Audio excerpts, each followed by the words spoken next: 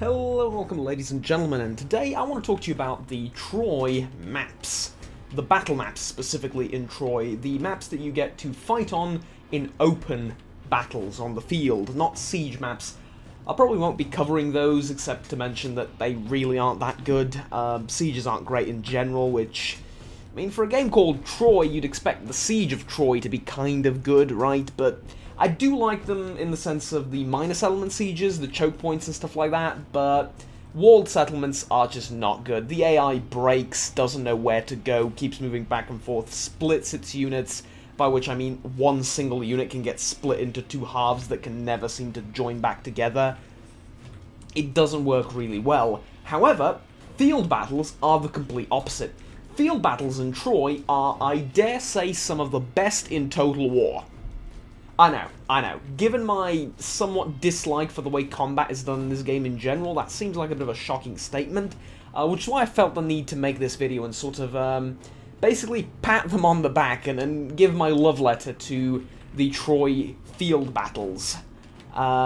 So, let's begin. Why exactly do I love these battles so much? Well, first of all, it's not exactly a small map. I mean, I think the ones in Medieval used to be bigger, and yeah, if you have 20 troops, you can cover one end to the other fairly easily. If you have 40 troops, and that's two armies on the battlefield, there's not much room to maneuver, right?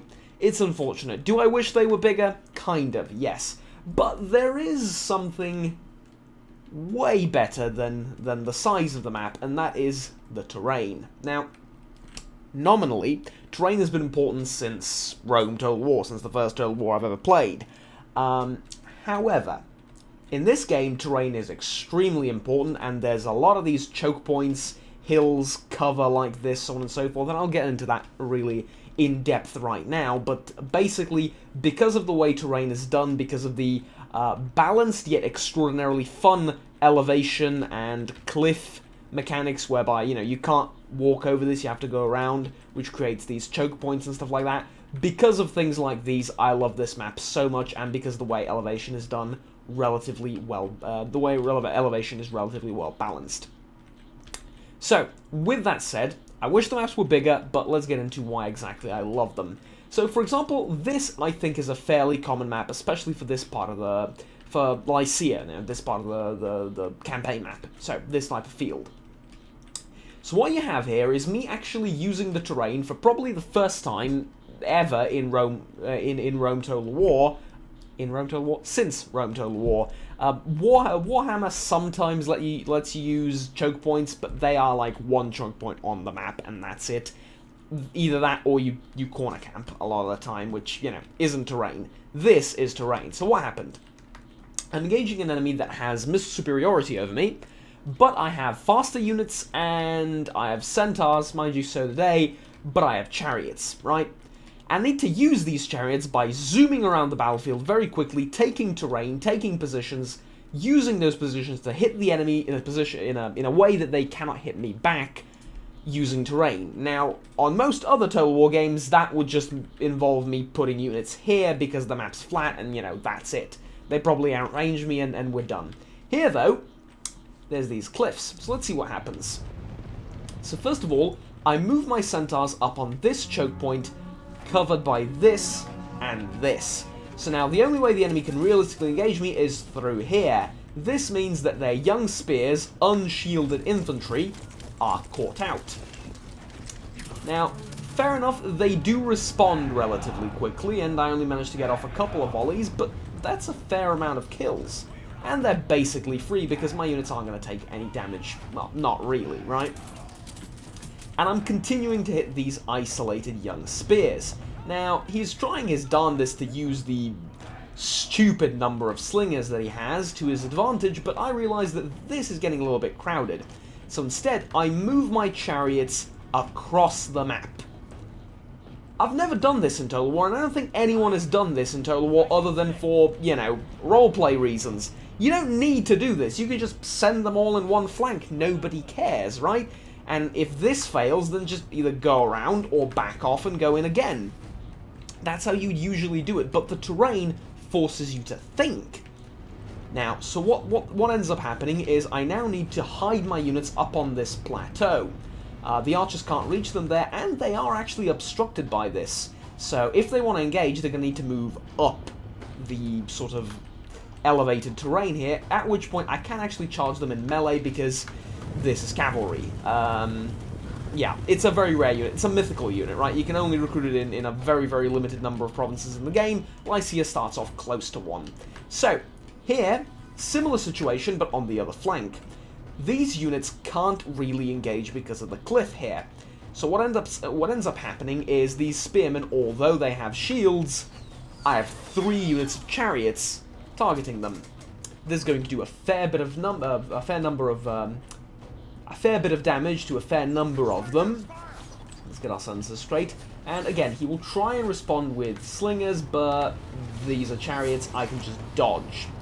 Right, and until he can get more slingers closer, it's not really going to work. Now, again, using the terrain to my advantage, because the way this is sloped downwards means that those slingers can't hit my men here. So what I'm going to do is I'm going to move around, probably seen, like I want to think that they couldn't see me while I was down here, but they probably could. I'm going to move around and back up here. Now, because of the stupid speed of the chariots and his complete and utter lack of anything quick, he can't actually catch up to me. Meanwhile, I'm doing the entire centaur strategy again because I've realized, well, these guys have moved off, and now the slingers are the ones that are caught off. And again, due to the terrain, I can actually charge in and deal with these guys. I'm going to do that soon, but first I want to draw the attention of some more of their men. So, let's move in the bulk of the army here, the melee infantry and our own slingers. Meanwhile, again, these guys fire in a circle, right? Because they're on the back of these chariots, they don't need to be facing anywhere in particular to be able to fire. Slingers need to form ranks in order to fire. This means that I have a very big advantage when circling around. And in goes the charge.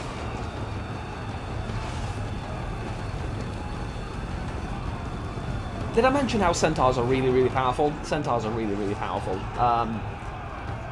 You can just walk over enemy units because it's cavalry. They don't know how to fight it. It's the Bronze Age. I love it. I absolutely love it. Okay.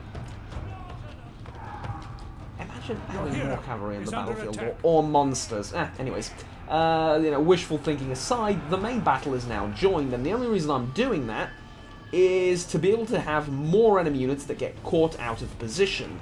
So, for example, these guys have decided to charge me. Huge mistake, you don't have any shields, you melt to anything that has ranged capabilities, right? Pencil throwers will kill you. And them realizing this, and realizing that they're much more needed over here, where there's 3 blocks of infantry charging through, they need to move away, and basically they sacrifice the Achaean slingers there. Good, main battle is joined, not much I can do to help with this sort of fighting. I mean, you just throw infantry at them and then hope it works, and maybe you support them with your own slingers, and you know, it is what it is. But the chariots can cause a bit of a chaos here.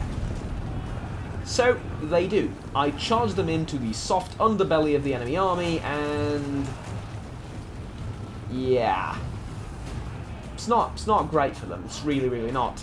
And their centaurs are running a little bit scared. I mean, I don't know if it's because of the chariots or because they don't know how to use them properly. I reckon it's the latter.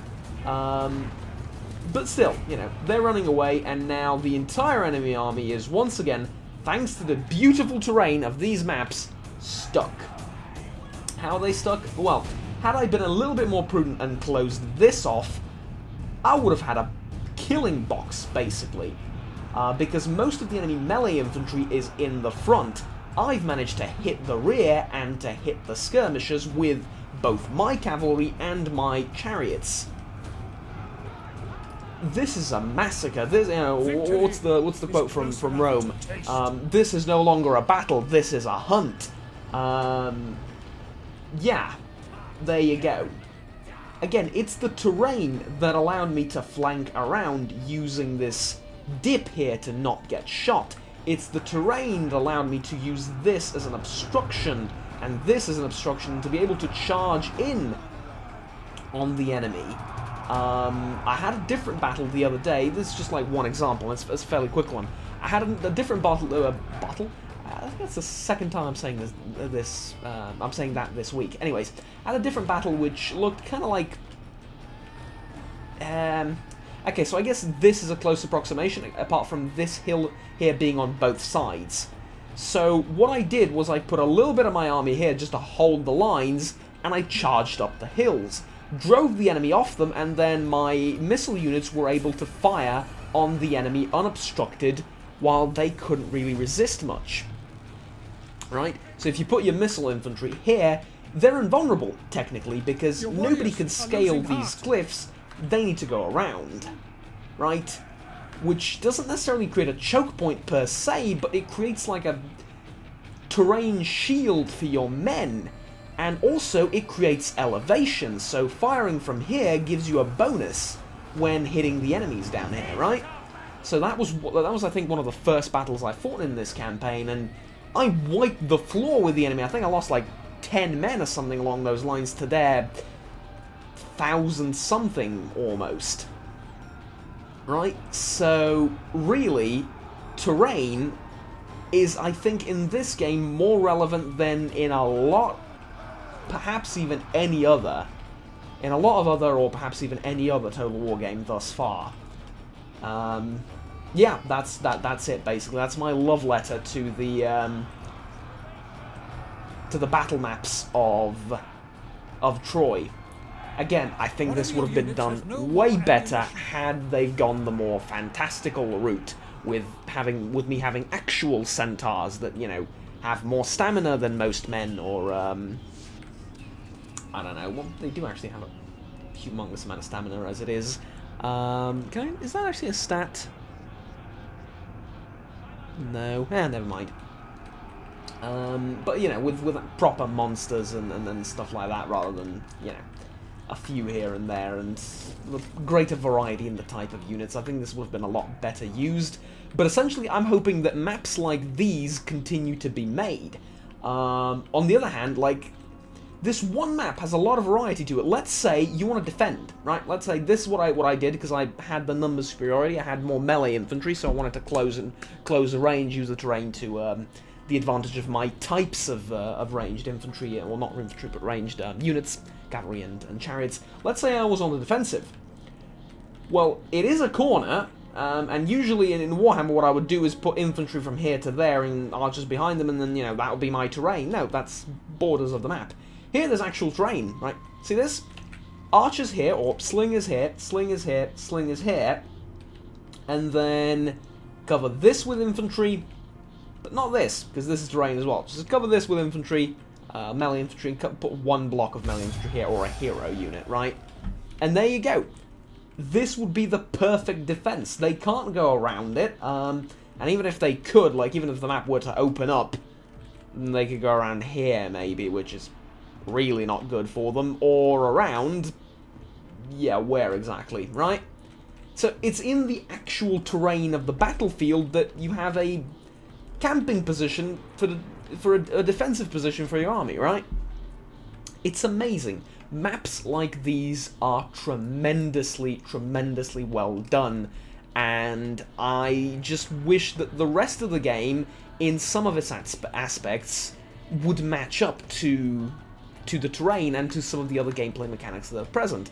As it is, like I mentioned before, so far I think it's a bit of an up and down roller coaster of quality, right? Some things are amazing, some things are not so good.